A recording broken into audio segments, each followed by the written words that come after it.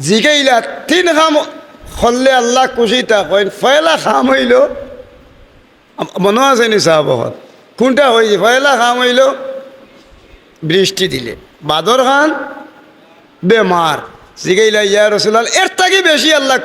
খুশি হইন কোন সময় বলে যদি আল্লাহ হেরুরে একু ফুড়ি সন্তান দান করেন ফড়ুকা সুবহানাল্লাহ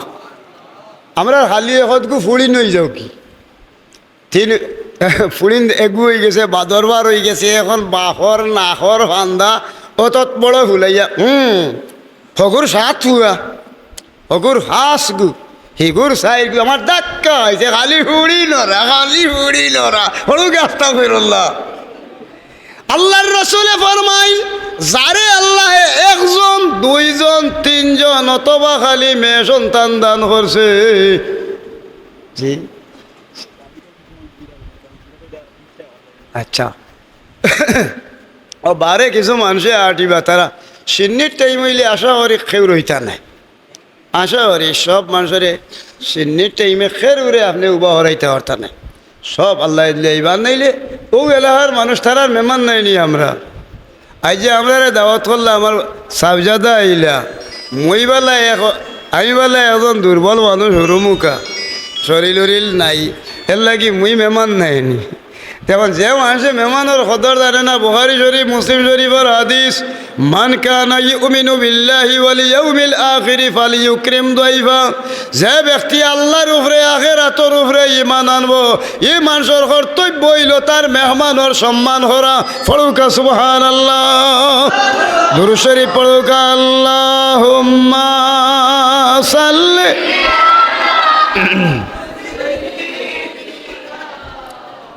মাওলানা মুহাম্মদ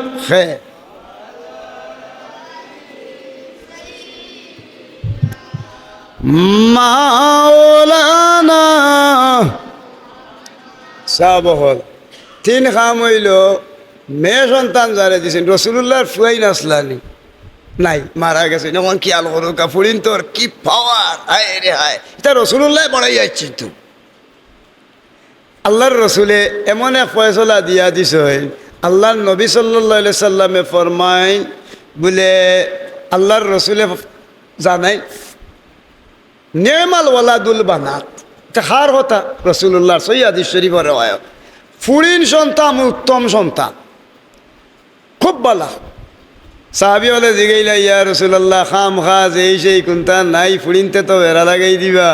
এর লাগি আল্লাহ আসতে আমরা কর্তব্য ইয়া দাঁড়াইল ফুড়িন্তর ব্যাপারে কিতা আল্লাহর রসুলে ফরমাইন যার এক ফুড়ি দুই ফুড়ি তিন ফুড়ি আল্লাহ দিলাইছেন ফাঁস কুতা হোকা 7 ফুড়িটা হোকা কোনো রকম লেখাপড়া করাইয়া আপনি টাইটেল পাস করা আর এম এ পাস করানির কথা নাই ফাঁসক নমাজ বুঝর বুঝ তারে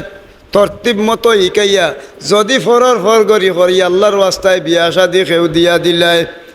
তাহলে এই যে মেয়ে সন্তান যে আছিল এই মেয়ে সন্তান ওলা যদি কোনো বাপে তার মায় তার সন্তান দে দরকা ফরজ ওয়াজিব সুন্নত মস্তাব নফল শিকাইয়া বিয়া শাদি দিলাই রাসূলুল্লাহ আঙ্গুল দি দেখারা ও দেখো ও আঙ্গুল আর ওইলা ও আঙ্গুল আমিয়ে আর মা বাপে লালন পালনের বাচ্চারে করছিল ব্যস্ত যদি থাকি তাহলে আমরা মা বাপর লালন পালনকারী সন্তানে আর আমি ব্যস্ত হলা তামু রাসূলুল্লাহ আঙ্গুল দি দেখাইল পড়ুকা সুবহানাল্লাহ মা বাপে উরুর তারে লালন পালন করডা না মাতই না চাব হল ও কথার উপরে লালন পালন করে আগরে যুগ আছিল ফুরিন্তর কোনো মূল্য আছিল না আপনারা ইতিহাস চক্কা আগে মা বাপর আমরা তো এখন আইয়ামে জাহিলিয়তর যুগ অসভ্য বর্বর যুগ এর ফলে দরকা ও যেন এমন দরকার নিকৃষ্ট যুগ আছিল জাহিলিয়তর যুগ এই যুগর নাম হইল আইয়ামে জাহিলিয়ত বর্বর অসভ্য বাপ পড়ি খেইটা তারা চিন্ত না বড় বিপদর সম্মুখীন ফুড়ি সন্তান মেয়ে সন্তান যার হয়ে গেছে মেয়ে সন্তান যে মানুষের হয়ে গেছে তার এই বাপর আর মার ওলা বেজ্জতার এলা অপমান ই পরিমাণ এ পরিমাণ দরকার লজ্জিত মানুষ হইতো আল্লাহ নুতানে মেয়ে সন্তানের বাপ বানাই লইছই, মা বানাই লইছই। মেয়ে সন্তানের বাপ মেয়ে সন্তান যার হইতো মানুষে ঘৃণা করতো। 9 বছর পর্যন্ত মানুষের অপেক্ষা করতাম, মানুষে মরেন না দেখতা। 9 বছর পর্যন্ত সন্তান যদি মরে না, মা বাপর উপরে বড় এলাকার মানুষ ও টাইমে ই মেয়ের মা এবং বাপর ইজ্জত মারবার লাগি বিভিন্ন জায়গা থাকিয়া দরকা ও এলাকার মানুষ চরিত্রহীন মানুষ আছিল, এরপরে দরকা নাফরমানি করি এই মেয়ের ইজ্জত মারিলেই তো এর লাগি ফুড়িন সন্তান হইল কি ই যুগল লাগি বড় বাদ সন্তান আছিল, কোনো মূল্যায়ন আছিল না, দেখতে পারতো না। আইন করে দিলা তারা মেয়ে সন্তান 9 বছর পর্যন্ত অপেক্ষা করবা ইগু মরেন না বাস্তব। 9 বছর গত হইয়া যাওয়ার বাদে